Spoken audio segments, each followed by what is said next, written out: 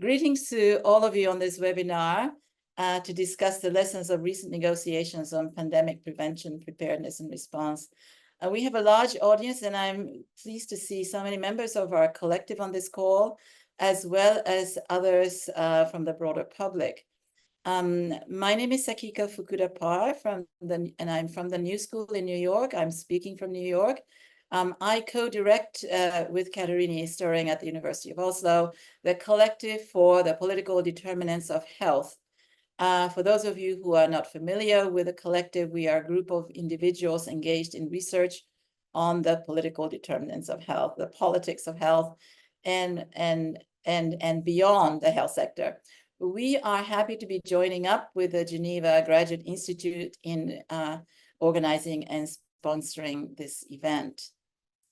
So as the World Health Assembly met from the 27th of May to 1st of June this year, we witnessed seemingly contradictory decisions on two parallel instruments for the global governance of pandemics, and that were in fact set to be agreed.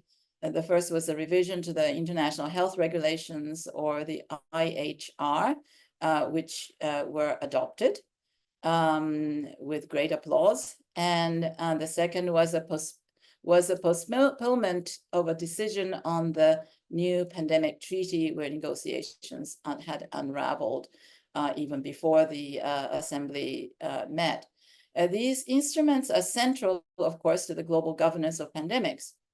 And coming after the historically unprecedented pandemic the world had ever experienced, understanding the politics of these negotiations will give us important insights into the nature of the political determinants of health, as well as insights for crafting an agenda and strategies to promote health equity and the construction of a more just global health systems.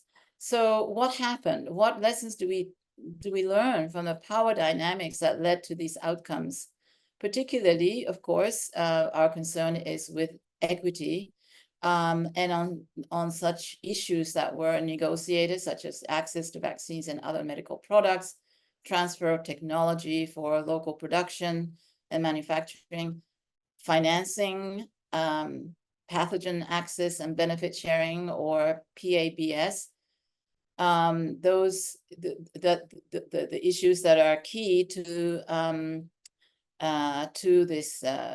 the system of global governance of pandemics, and of course these are the central to the failure of what we experienced in COVID-19. And of course, we will discuss whether this is a failure of multilateralism, whether we can forget about multilateralism for that reason, and so forth. So today we are really fortunate to have two speakers, Suerie and Priti Patnaik, who can share insights and analysis of these two parallel negotiations that have been on. These negotiations have been going on for more than a year, 2 years, or whatever, and both are on the ground in Geneva and have followed these negotiations closely, both in official meetings, but also behind the scenes in various meetings of different kinds, whether it's academic discussions, but also negotiations behind the scenes, behind the closed doors, and so forth. And they have digested and analyzed the experience. So to introduce them specifically, Suerie is a colleague and friend, member of the collective. She's professor of practice at the Geneva Graduate Institute, where she is co-director of the Global Health Center. Her work combines academically rigorous research with policy advocacy. She has been one of the leading lights on the issues of global governance, multilateralism, and where it concerns access to medicines and technology for decades. Priti is an editor of Global Health, Geneva Health Files, which she founded in April 2020. It is likely that most of you are familiar with this publication, but reading, rereading this mission has been very inspiring. I mean, it sets itself as a mission to be an investigative interdisciplinary reporting that seeks to capture power and politics in global health. Since its launch, it quickly became a must-read publication for anyone interested in the political determinants of health and the goings-on in Geneva. It is uniquely positioned to provide the information we need as researchers, independent reporting that is in-depth, factually accurate, and based on careful investigation that draws on multiple sources, including the kind of information that is hard to get, that is conversations, interviews with policymakers and who are involved in the negotiations. I must say that the reporting has been relentless and comprehensive. Priti has published some 100 long-form stories on the 2 negotiations that we are going to discuss, including 40 on the IHR and 60 on the pandemic treaty. I started reading them in preparation for this event, and I think I only got to about half of them. It took, but it's all fascinating reading. Just a few details before we start. The event is recorded. This is a webinar format on the Zoom, which means that there is a Q&A function. So I'd encourage you to please put your Q&A questions in the Q&A even as we start. Before we get to that, we will aim to have this conversation for about 40 minutes first, followed by 50 minutes of question and answer. There is also a chat function, which I believe the audience can read, and we are putting up the link to the collective and to the Geneva Health Files for those of you who want some more information on these 2 initiatives. I'd like to start with asking Priti to please give a very brief,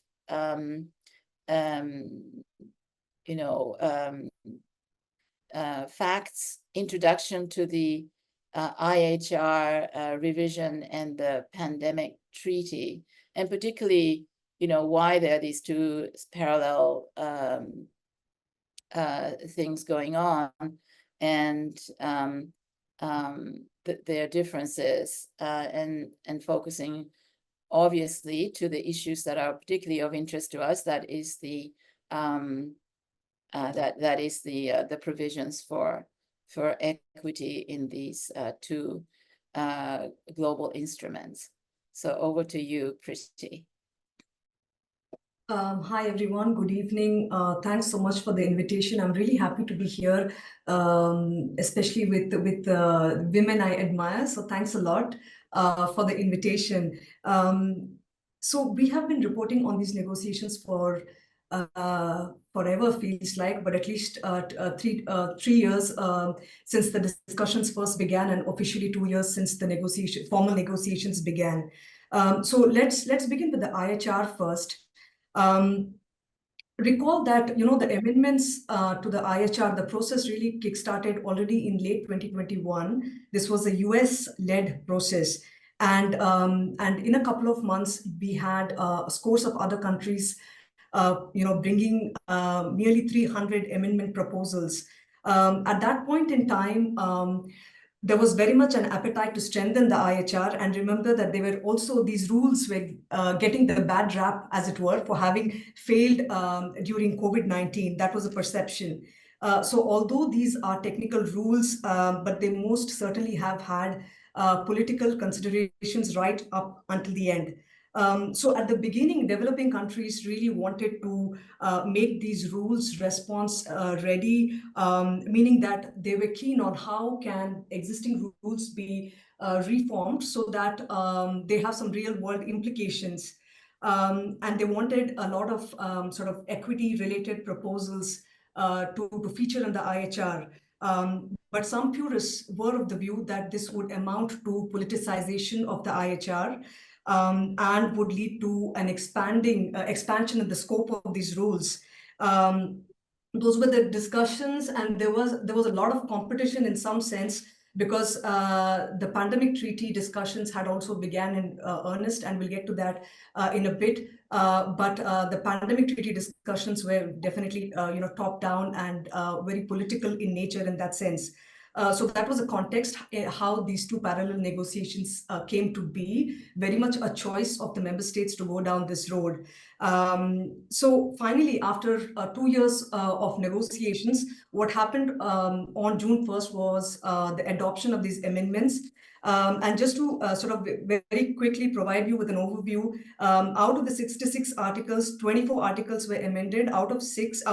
Nine out of 9 annexes, 6 were amended, and 2 new articles were added. And the amendments were broad in scope, from changes in principles, definitions, particularly on the access to health products, financing. Overall, it clarifies the role of the WHO and also responsibilities for state parties. We have had several interviews with the co-chairs, Abdullah Asiri and Ashley Bloomfield. You can check them out in our archives. I'm happy to get into more sort of equity-related provisions later during Q&A. But just to let you know that I think Article 13 is where that has in the IHR has bulk of the equity-related amendments, and Article 44 and 44 bis on financing-related matters. There have been a couple of areas of consensus. For the first time ever, you have equity and solidarity mentioned in the IHR, and this is significant. There was a fair amount of consensus, difficult discussion, still fair amount of consensus on a new implementation committee on the governance side, and also on surveillance-related measures. The key disagreements continued on financing and tech transfer, but they found a way out eventually. On financing, there is an agreement for a coordinated financing mechanism. And on tech transfer, that was one of the last issues to be during the assembly. There was an elegant way out. Tech transfer doesn't feature in the amendments, but it is meant to be understood as being covered under other measures available for state parties. For this, you need to look at Article 13.8e specifically. The other thing I'd like to mention at this point is the discussions were often, especially in the IHR, it was not really always binary in terms of north-south divide, because a range of countries actually see the IHR as a central instrument for the governance of public health emergencies of international concern. But just a reminder that initially, Russia, Brazil, India, China, US, Iran were some of the proponents of the IHR over the treaty. And of course, we know that eventually all member states came on board on both these tracks of negotiations. And also, it's good to remember at this point that the IHRs are an opt-out instrument. So they have incredible universality because we have 196 state parties, and it's not clear how many countries will finally adopt the pandemic treaty. So in that sense, the IHRs are important and central, and the staunchest critics will agree that coming to an agreement on the amendments to the IHR really has been a win for multilateralism under very difficult geopolitical circumstances. And Sakiko, do you want me to also go ahead and speak a little bit about the treaty, or? Yes, please, yes. So on the treaty, the thing is, this is a completely different kettle of fish, much more expansive and really, really broad. We have a number of different provisions from surveillance, One Health on healthcare workers, research and development, production, supply chain, procurement, financing, compliance, and of course, pathogen access benefit sharing, which is an instrument within an instrument to some extent. So it has been a beast that countries have been trying to pin down. But broadly, the treaty is very much an expression of political commitment. And in some sense, to put it simplistically, the IHR is being seen, as an instrument for the North. And the treaty is really where a lot of aspirations of developing countries hangs on. Not everyone shares this view, but there is a perception. There has been some amount of consensus. If you look at what was submitted at the assembly, there is some amount of green text, as it were, and this is on the understanding that the text that has been green will not be touched upon. But having said that, almost every single article in the treaty, in the agreement as it stands today, has been difficult and contentious. And on the disagreements, there have been way too many, including the legal definition of solidarity, conditionalities attached to the funding of public funded research. What is public funded research? On PABs, of course, on compensation liability, on tech transfer, whether it should be voluntary or compulsory, on language, on agreed language, on referring to agreed language, on TRIPS flexibilities, and a whole host of IP issues. The North-South divide has been much more stark in the context of the treaty negotiations. Again, there are lots of nuances between blocks of countries. You will have developing countries not agreeing, let's say, on the approach to One Health or technology transfer. So there are nuances even among developing countries. So hard to sort of make simplistic deductions. I think I'll sort of stop at this point, and happy to take questions. Thanks. Thank you so much. I think this has been a very helpful way of sort of putting us all on the same page with respect to where we are with these two instruments. So let me start with a question to Suerie in terms of, dissecting where we are in terms of the politics. So how do you assess what's been achieved, these negotiations, and do they actually strengthen pandemic preparedness from an equity perspective? And I mean, I guess I'm referring to the fact that there is a commitment to equity in the IHR, and that is, a first, so it's sort of a normatively significant. There is also a commitment to introducing a financing mechanism, but what would that actually mean? What do they translate into? How do you see the politics of these agreements? I mean, I only mentioned these two things, but you can obviously, I'm sure you have other issues you want to address as well. Thanks very much, Sakiko, for the question. And before maybe diving into to the heart of things, I just wanted to put on my Graduate Institute hat for a moment and say that we're really delighted to be partnering with the collective in organizing this webinar, and really nice to see so many friends and colleagues in the participants. I'll try to be among the participants. I'll try to be brief because I do want to get to Q&A and make sure we have lots of time for interaction. I rarely get the chance to say good evening to everyone. I'm always saying good afternoon. I'm usually joining webinars from Geneva, but I'm really happy to be joining you all from China today. So really nice to be in a different part of the world. So good morning, good afternoon, good evening, everyone. I just wanted to also say that a lot of my understanding and views of what's been happening over the last 3 years has very much been enabled by my colleagues in the Governing Pandemics Initiative, who are together. We've been working to try to accompany the IHR and pandemic agreement processes, Sakiko, as you mentioned earlier, and a number of them have also joined today. So I really thank them. Certainly, some of the views I'm sharing are my own, but I don't arrive at these alone. So on the issue of equity, so let's begin there. I do think that the conclusion of an IHR amendment process was very important politically. I do agree it was an important accomplishment for multilateralism at a moment when it is in shreds in many ways.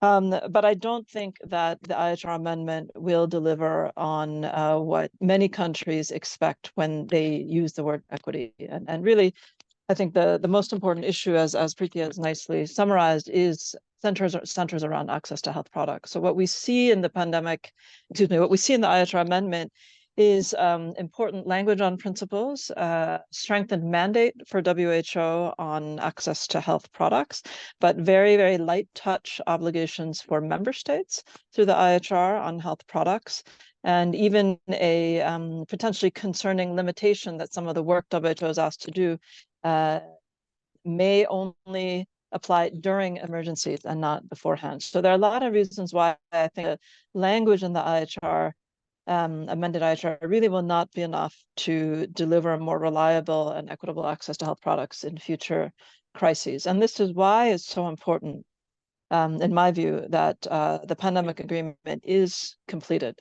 that negotiations are, reach a conclusion, and that they reach a strong conclusion. Because while there is a lot of disagreement still, there are many more concrete provisions, very specific, very actionable provisions in the pandemic agreement that have already been agreed, that are in green, as we say, or in yellow, that reflect a quite impressive amount of agreement across member states, considering the usual spread of economic and political and other interests. And I think a hard push the last 3 weeks before the assembly, when everyone was really trying, I think, the best they could to get it across the finish line, that made a big difference in getting it to where it is today, where, as my colleagues have calculated, about 80% of the paragraphs are now green or yellow.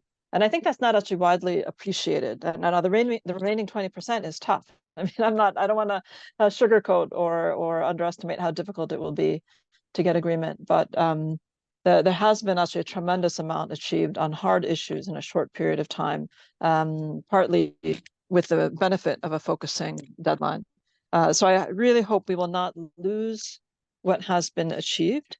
And I think there's a real risk of that. So coming to your question around the politics, I think the original deal that was struck back in 2021 was, if you have the IHR and the pandemic agreement processes together, and we see them as a single political package deal, that will ensure that everybody gets at least some of what they want, because they're supposed to cross the finish line at the same time, meaning in May, just a couple of months ago. I think on paper that sounded good. Politically, it was smart. When it came to the human element, it was just very difficult, I think nearly impossible for diplomats to manage a two-track process and get both sets of rules done in the amount of time that we had. And so You mean very much. You mean logistically difficult for diplomats in Geneva, particularly from smaller delegations, to actually engage with two sets of negotiations on very complex issues? So delegations that only have like 5 people in the in the office. Yeah, I see. Yes, absolutely. So that was definitely a huge challenge, and we knew this from the beginning, that the smaller delegations would be incredibly stretched. I think it was also a challenge for the bigger delegations. It was not just the smaller delegations, but even the larger countries. People were really just, it was a headache because nothing was fixed, right? So trying to even agree on definitions in one instrument that would apply to the other became very difficult. So I do think, maybe the two could have finished at the same time if we had another year or two. But in any case, the key point I'd like to flag, though, is where we are today is that there is a risk that we lose political momentum on the pandemic agreement. And the reason I think that is deeply problematic is because the job isn't done, because we have not actually reached agreement on those equity provisions that are necessary. One of the key reasons why a number of countries, I think, will remain at the negotiating table, why they will not walk away, is the issue of pathogen access and benefit sharing. That is probably the single most important issue, where all countries across the sort of political spectrum see that this is in their interest to try to come up with a workable solution and a workable system there. But maybe I'll pause there because I know you've got lots of I know. great themes to Yeah. cover. Yeah. So, well, Priti, do you have any response to some of the points that Suerie mentioned, particularly, you know, the things that have been achieved, and I guess that it's really the big question is about, you know, what will happen to the treaty moving forward. Some of the comments that Suerie made about that. I agree to her assessment, but you should also remember that, you know, the IHR negotiations were not held in a vacuum, and you have to look at the amended IHR in the context of where it was before this. So I think it's a bit like glass half empty or half full. In process,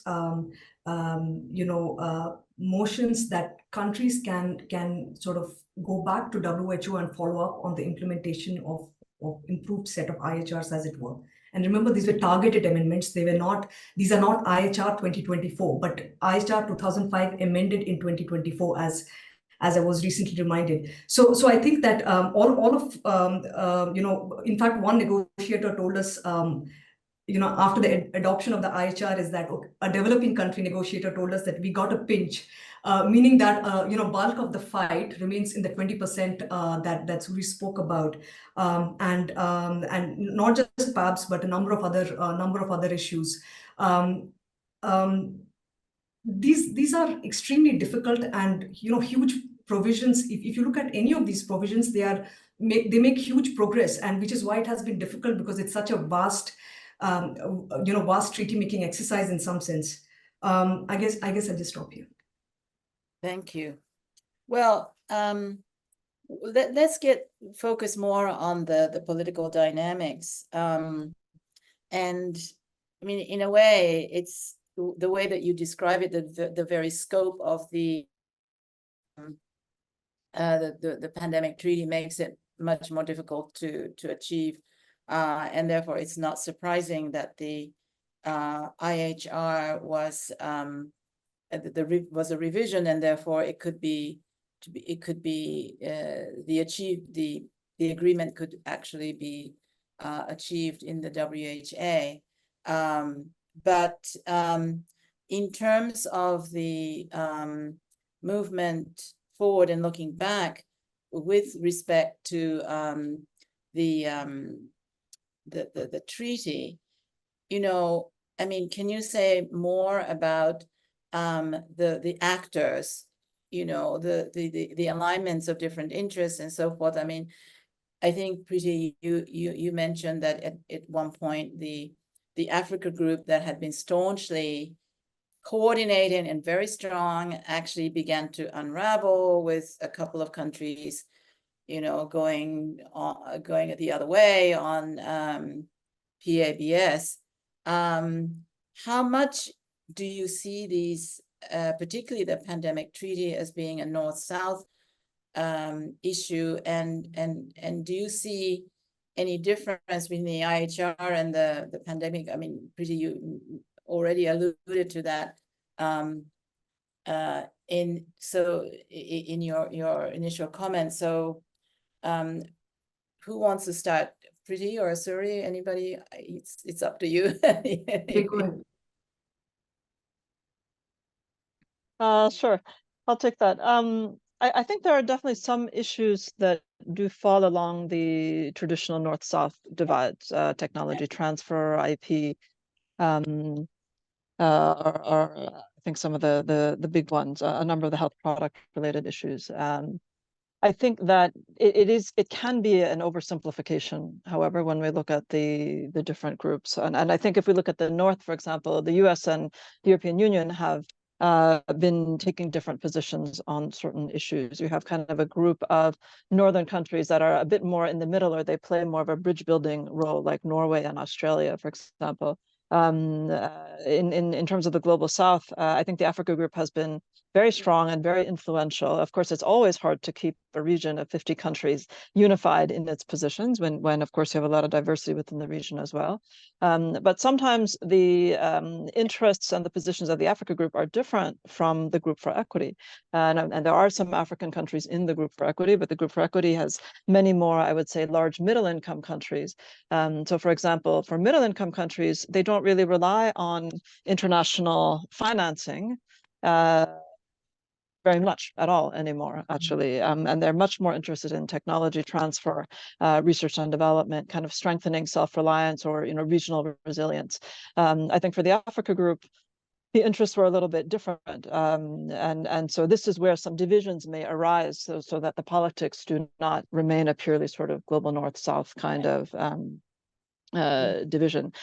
But at the end of the day, I mean, I think this is why the amount of agreement that has been reached is quite remarkable.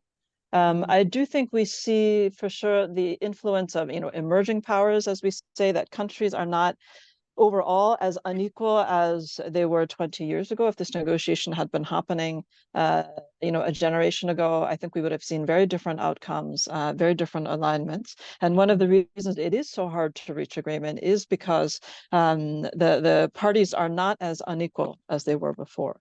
And this is something that we see, I think, across the board. And so that might be, there's good and bad, I think, aspects to that. There's pros and cons to that. But that's one of the reasons I think it's been so tough. And it's one of the reasons that these talks could stretch out for quite a long time. I mean, I heard from one developing country negotiator just about a week ago who said, we're willing to wait. We're not in a rush anymore. We want a good agreement. We want to be pressured into something that's not going to really deliver for us. We'll take our time. And so I'm not sure how widely held that view is. We'll have to see, of course, in the coming months. But I'm sure there's also a difference of views among blocks of countries who really wants to get this done by December or next May, and for whom would they say, yeah, we're not willing to compromise in order to get this done quickly. Maybe I could just zero in on a couple of specific issues. I mean, when you say that we got a lot achieved, the question is what was not achieved. And I mean, that there is a big difference between the green line text and the zero draft that was initially circulated 2 or 3 years ago for the pandemic treaty. I don't know what it is for the IHR. That's one point. The other point is that when you talk about the difference, the North-South divide and the interests of the middle-income countries on equity, there is a specific group of countries that are quite strong in developing their own pharmaceutical industries, right? And I think this came out in the response to the pandemic. Several significant number of countries showed how they were building their local manufacturing capacity. I mean, quite apart from the initiatives in Africa, there's a political initiative in Africa for building capacity there. But I think the countries that actually that showed that they had important capacity, like China and India, obviously, but also many others. I mean, in countries like Cuba, where do these countries, or Turkey? I mean, these are countries that are kind of like emerging. In the map. I mean, Suerie, you have your own very interesting work on mapping the Global South capacity in the pharmaceutical sector. I mean, does this particular group of countries with emerging pharmaceutical industry capabilities actually show different kind of interests in these negotiations? So this is a question to both of you. I think if I can just jump in briefly on this specific issue on tech transfer. I think this is why technology transfer has been actually more difficult than intellectual property. So as Priti highlighted, the paragraph that refers to the use of TRIPS flexibilities, which is really the only paragraph that explicitly talks about IP, is largely agreed. Where there is disagreement is indeed how robust can we expect commitments to technology transfer to be? And I think one of the reasons for that is, of course, countries that are emerging now as R&D and manufacturing powers want tech transfer.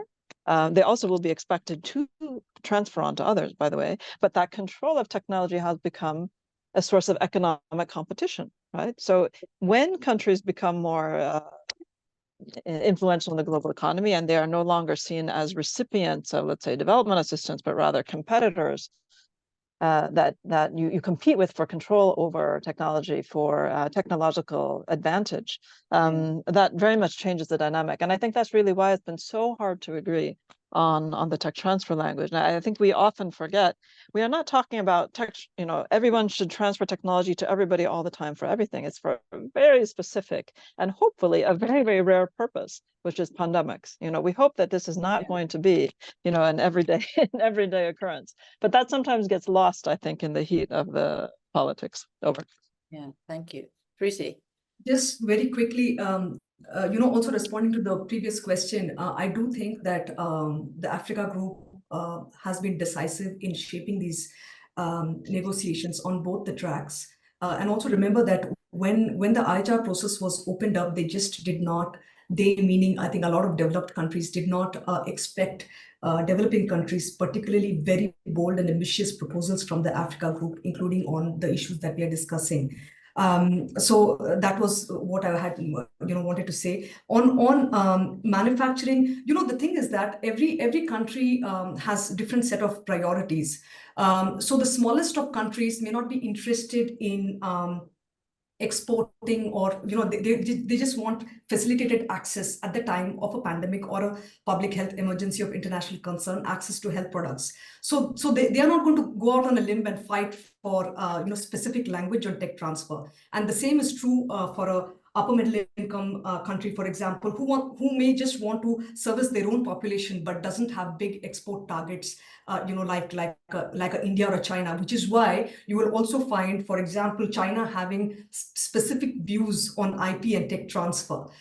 So I think that there are lots of nuances, and the final word, on the role of the middle powers. I mean, from my limited perspective of reporting on these issues, one also gets a sense, talking to activists in some of the bigger countries, let's say Brazil or India, for that matter, that the interests are beginning to differ. So we actually don't know whether these middle powers are shaping the critical moments in this discussion. I think it's the crux of some of the most difficult issues are falling on the smallest of countries.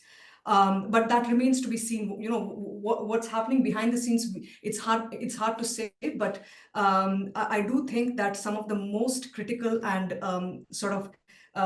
countries that are pushing the envelope on these difficult issues are the smallest of countries, and not the middle powers. That's really interesting. So I now like to open the floor for questions. I don't see anything that's been put up on the on the platform. You can also raise your hand. Emma, who is organizing this, I don't know whether I don't know a way that I can see the audience here. I'm not quite sure how this all works. But while we are waiting for questions, one question that I also have, one question I also wanted to ask Priti, maybe you can just say half a minute comment on the role of civil society in the process.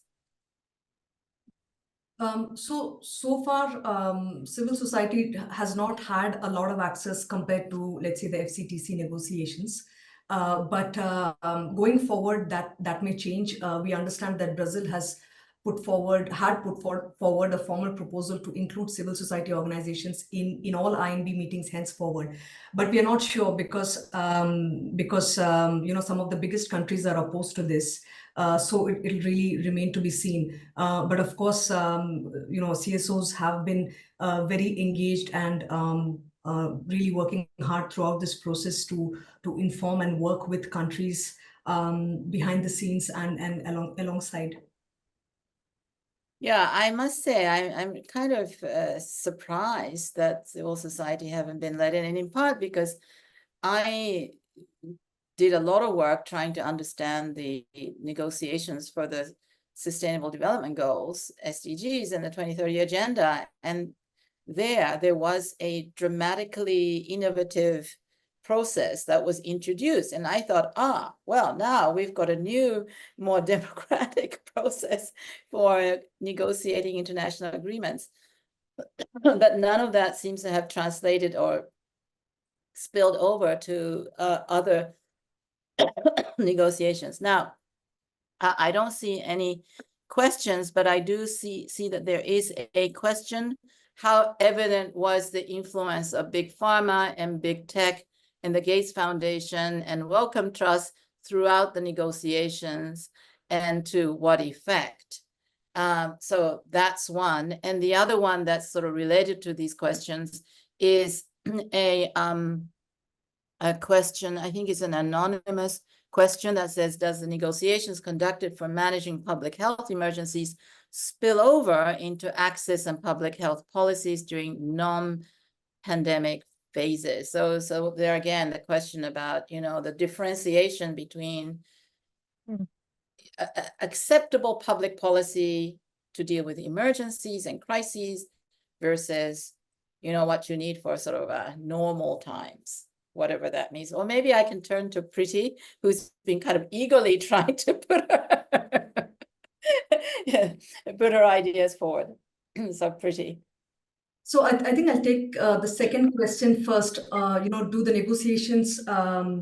these negotiations spill over into non-pandemic phases? In fact, it's a question we have been asked several times, why are we so obsessed and focused on these negotiations? Because I do think that these negotiations are not, per se limited to the IHR or a new pandemic agreement. They have the power to really set in place goalposts on a number of different issues, whether it's on procurement or whether it's on local manufacturing or technology transfer. They're norms building, and they will have an impact on how we look at solving urgent global health challenges, including financing, for example. The other thing on the influence of big pharma, big tech, I think that IFPMA obviously has been quite engaged. They are an official. They are part of. They're a non-state actor. They are at meetings, which is open to all non-state actors. On big tech, I think they have. WHO officially is in, is working closely with technology companies on issues of dis and misinformation in the context of the COVID-19 pandemic and after. And of course, Gates is a big funder, so they have been involved also through organizations such as Gavi and so on. So they have been part of these discussions. There's just one thing, if I can go back to a previous question, just want to remind, in response to Elle's query, I think that if you look at Article 13.8 of the IHR, it applies to public health emergencies of international concern and pandemic emergencies. And they talk about keeping track of investments in scaling up and geographically diversifying production of relevant health products, and also upon request access to product dossiers and so on. So this also, I think that's one of the most significant parts of the amendments to the IHR, is that it is applicable to public health emergencies of international concern. And it's a big win. This has been a concern for many developing countries. What are we going to do about MPOX? And I think that they try to, it really depends on how it will be implemented. But it has, so these set of amendments have moved the needle on what are the things out there outside of pandemics. Yeah, and I'm still trying to focus on the questions that are more about the political dynamics. So there are some questions about, you know, what is being discussed, but let me just think in terms of more the dynamics. So there are questions about the implications of timing of the negotiations, the continued negotiations on the pandemic treaty. So so Priti and Suerie, you have 1 minute for your concluding remarks. Go ahead, Suerie. Me, okay. Thanks very much. Really fantastic set of issues and questions raised. And I agree with the critique, Kelly, that you raised regarding a very biomedical focus of a number of the controversies that we've been discussing and in the text. But I did want to flag that there is good language that has been agreed, for example, on whole of society, whole of government approaches, on health and care workforce, for example, on communication. I think one of the reasons we spend less time on that is because it's not been as controversial. But it does raise the question of, will that good language actually be implemented? And I think this is the key point I'd like to leave everybody with. I think there has not been enough attention paid to the governance elements. How will this thing be implemented? What will monitoring and accountability look like? What will the COPs look like? Can civil society play an active role, for example, in the COPs? I think these are really critical questions. If something does get agreed, it could indeed just remain words on a page if we don't pay more attention to the governance pieces. So I hope now that we have a little bit more time, negotiators will spend more political energy on strengthening some of the provisions there. Thank you. Priti. So I will sort of end from the perspective of a reporter, which is that things are really going to get even more exciting.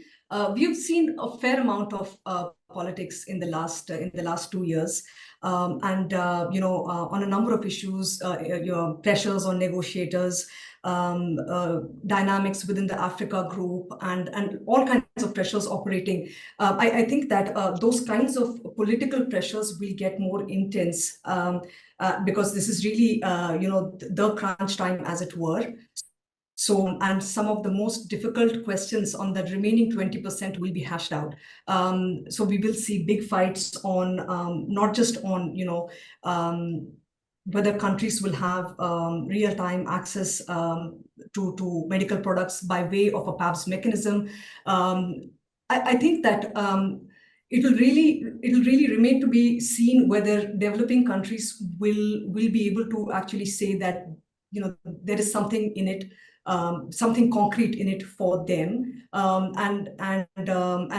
it is of course extremely simplistic to view the outcome of a pandemic agreement only in terms of access to medical countermeasures. But for many countries, that really is one of the most important outcomes.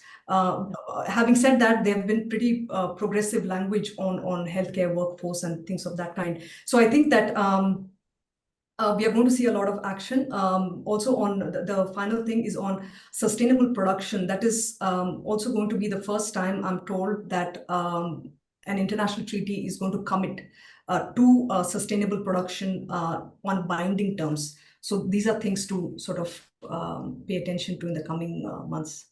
Thanks so much. Well, thank you so much, Suerie and Priti, and all of the audience, and particularly those of you who asked such really probing questions. I think this has been a tremendous event. I personally have learned an enormous amount and have been stimulated to think about all sorts of questions. So thank you, everybody, and thanks to Emma for helping facilitate the organization of this event. And I hope to see you at the next session of the collective conversations, which I think will be in a few weeks' time in August. I believe it will be on debt. Which leads me to, of course, say that, I mean, all this talk about financing is ridiculous when you realize that many of the low and middle income countries, even middle income countries, are spending something in the order of 60, 70, 80% of their government expenditures on on debt servicing. How can they possibly cope with a pandemic in terms of both their medical and socioeconomic impacts with that kind of a narrow fiscal space? So thank you, everybody, and have a nice rest of the day or good evening. And thanks particularly to those of you who joined at such late hour, including our speaker, Suerie. Thank you very much. Bye-bye.